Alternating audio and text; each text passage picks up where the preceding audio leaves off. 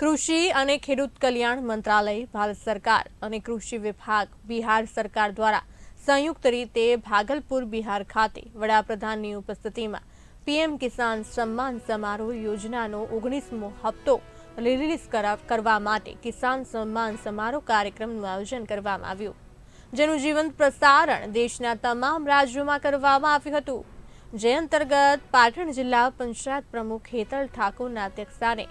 પાટણ ખાતે હેમચંદ્રાચાર્ય ઉત્તર ગુજરાત યુનિવર્સિટીના શ્યામા પ્રસાદ મુખર્જી હોલમાં કિસાન સન્માન સમારોહ યોજવામાં આવ્યો હતો।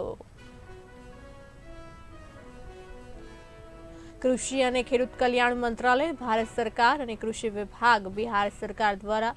સંયુક્ત રીતે ભાગલપુર બિહાર ખાતે વડાપ્રધાનની ઉપસ્થિતિમાં પીએમ કિસાન સન્માન સમારોહ યોજનાનો 19મો હપ્તો રિલીઝ કરવા માટે કિસાન સન્માન સમારોહ કાર્યક્રમનું આયોજન કરવામાં આવ્યું હતું,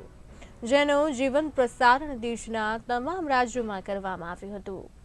જે અંતર્ગત પાટણ જિલ્લા પંચાયત પ્રમુખ હેતલ ઠાકોરના અધ્યક્ષસ્થાને